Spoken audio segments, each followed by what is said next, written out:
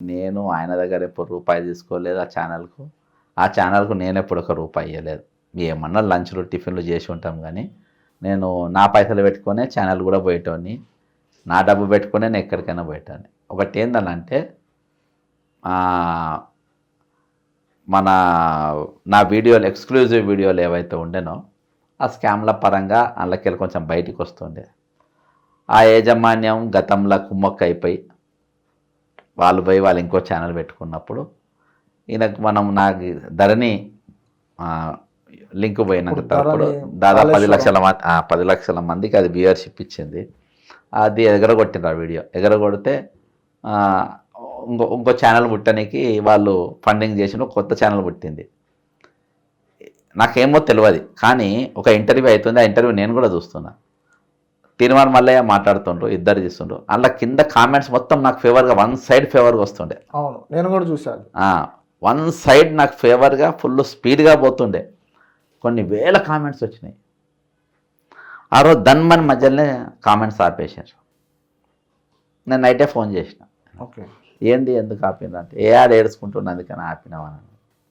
కానీ అది నేను ఇన్ని రోజులు ఎక్స్క్లూజివ్గా ఇంత పెద్ద స్కాములు నీకు ఇచ్చింది, నువ్వు కాంప్రమైజ్ కావద్దని. చెడైనా నన్ను తిట్టినా నిన్ను తిట్టినా ఎవరిని తిట్టినా అది నడుస్తూనే ఉండాలి.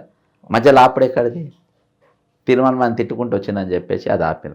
ఆ రోజుకి వెళ్ళి ఒక 3-4 ఛానల్ నన్ను టార్గెట్ చేసినాయి, ఇంక్లూడింగ్ అది.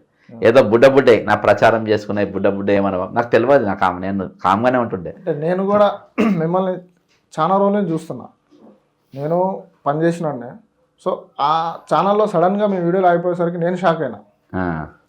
అయితే అప్పుడప్పుడు నా ఈ వీడియోలో అవి డౌన్లోడ్ చేసుకొని వేసుకుంటుండు. అంటే మా ఛానల్లో కూడా వస్తుండు అని చూపించుకోనికి. ఓకే, నేను సరే దానికి స్ట్రైకులు కానీ అవి కానీ నేనేం కొట్టలే. సరే పోనీ అది వాళ్ళ విజ్ఞతకే వదిలేద్దాం. నన్ను రాత్రికి ఒక ఆయన ట్విట్టర్లో అడిగిండు, అన్న నీ వీడియోలు వాడుకోవచ్చా? నేను వాటర్ మార్క్ ఏం పెడతలేనబ్బా, మీరు వాడుకోండి, నాకు కమర్షియల్ కంటెంట్ కాదు నా ఛానల్, మీరు వాడుకోండి, నాకేం ఇబ్బంది లేదని చెప్పిన. సరే ఏదేమైనప్పటికీ ఇప్పుడు మేము వాస్తవాలు చెప్తాం, నిజాలు చెప్తాం. నిజం చెప్పే ధైర్యం లేనప్పుడు మీరు ఆ డైలాగులు కొట్టద్దు. మామూలుగా మా తీర్మానం వాళ్ళకి ఒకటి ఉందబ్బా, ఏంటంటే బ్లాక్మెయిల్ చేస్తాడు, చూస్తారు అనేది. మీరు కూడా అట్నే ఉండండి. ఇప్పుడు యాక్టింగ్లో ఎందుకు చేయాలి? నేను ఇది చేస్తా అది చేస్తా. 4 కోట్ల తెలంగాణ ప్రజలందరికీ మోసం చేసినట్టే కదా. అంతే కదా. ఇప్పుడు చాలామందికి అర్థమైపోయింది, చాలామందికి తెలిసిపోయింది. నన్ను అడుగుతారు, ఏంది నువ్వు అడిగిన ప్రశ్న నువ్వు కొత్తగా అడుగుతలేవు, చాలామంది అడుగుతున్నాను. అయినప్పుడు చెప్పిన బ్రదర్ మునుపటి లెక్క లేరు వాళ్ళు, మేము మోసపోయినా. ఇలా పొద్దుగాల కూడా ఒక ఛానల్ అడిగింది, ఒక ఛానల్లో వచ్చి అడిగాను. అంటే లేదా అబ్బా అప్పటి లెక్క లేదు ఇప్పుడు,